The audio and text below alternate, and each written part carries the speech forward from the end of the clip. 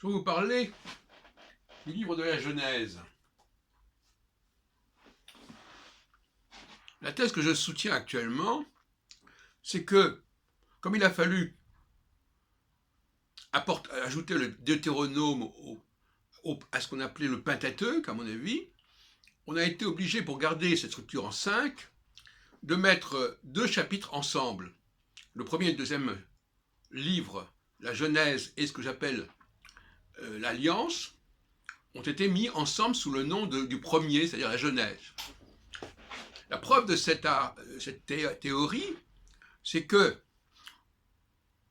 les 10 premiers chapitres, en gros, de la Genèse constituent un ensemble qui s'arrête avec l'arrivée de la famille d'Abraham, et il ne reste plus que 40 chapitres dans le livre de la Genèse, si on enlève ces 10-là, en gros. Et le livre de l'Exode comporte lui aussi 40 chapitres. Donc on peut penser qu'il y avait un diptyque de 2 fois 40 chapitres, et on a, pour inclure le Deutéronome qui est arrivé par la suite, on a regroupé le livre de la Genèse, qui était un préambule sur l'origine du monde, des choses comme ça assez générales, avec le premier volet du diptyque qui constituait l'Alliance et l'Exode. Là aussi, le nom Exode n'est pas très heureux, on pourrait plutôt dire la loi, la Torah, enfin bon, peu importe. Alors, dans le livre de la Genèse, il y a des choses assez étranges.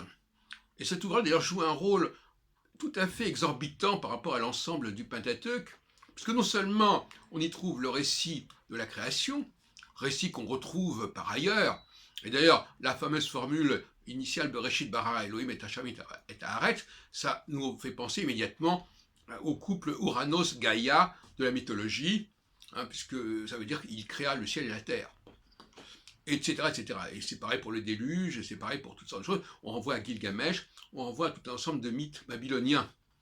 Bon. Et alors, en plus de cela, dans ces 10 premiers chapitres de la Genèse, et on a vu que la Genèse donc avait absorbé le premier volet de ce diptyque, l'Alliance et l'Exode, pour les désigner comme cela, eh bien, on retrouve le jardin d'Éden, la création de la femme et l'assassinat d'Abel par Caïn, excusez du peu, en l'espace de 10 chapitres. Alors moi j'ai déjà dit ce que j'en pensais, à savoir que tout ça a été trafiqué, que l'histoire d'Adam de Caïn et Abel, c'est tout simplement l'illustration du tu ne tueras point, d'autant plus que Caïn avait tué son frère, et néanmoins on ne devra pas le tuer. N'est-ce pas? Il sera immunisé. Donc, eh bien ça, tu as tué, mais on ne te tuera point. Et dans le cas du jardin d'Éden, eh bien c'est la menace de l'expulsion de la terre promise si on ne respectait pas les commandements. Et on retrouve ça dans l'expulsion du jardin d'Éden. Donc, voyez-vous, tout ça est hyper chargé, et ça pèse tellement lourd que ça éclipse en quelque sorte le reste de l'Ancien Testament. C'est assez hallucinant. Alors, il y a aussi une discussion sur le langage utilisé, parce que dans la partie de la Genèse, on emploie l'expression Elohim, alors que dans la partie consacrée aux diptyques dont j'ai parlé tout à l'heure, on emploie la forme Yahvé. On retrouve d'ailleurs ce débat sur Yahvé Elohim dans la critique biblique depuis le XVIIe siècle. Donc, là aussi, il y a des problèmes. Et alors, le plus grand problème, c'est encore la notion de Dieu. Parce que cette notion de Dieu, les gens vous disent, ah ben oui, la notion de Dieu, elle est exposée, la notion judaïque de Dieu, elle est exposée dans le premier chapitre de la Genèse, quand il est marqué Dieu créa le ciel et la terre. Mais pas du tout. Ça, c'est une représentation globale des conceptions mythologiques qui existaient à l'époque, et ça n'est pas encore le judaïsme. Le judaïsme, il a une toute autre théologie. La théologie qui est exposée notamment lors du buisson ardent, lorsque Dieu s'adresse à Moïse et lui dit, voilà, je suis, alors là il y aurait des choses à dire sur les détails, mais je suis le Dieu tu diras à mon peuple, je suis le Dieu de vos ancêtres, je suis le Dieu d'Abraham, d'Isaac et de Jacob.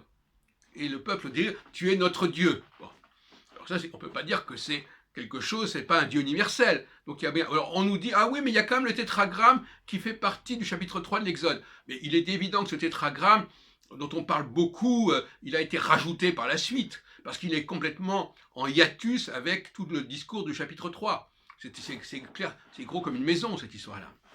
Donc voilà, donc nous avons eu une transformation, à mon avis, d'après mes raisonnements, d'après mes analyses, transformation du Pentateuque, avec rajout d'un 5e livre, qui est un 6e livre en fait, qui s'appelle le Deutéronome, mais quand on voulait garder la forme du Chumash des 5 livres, on a regroupé artificiellement et vicieusement, je pense, la Genèse avec le premier volet du diptyque de 2 fois 40 chapitres, qui est vraiment le cœur même de la religion juive.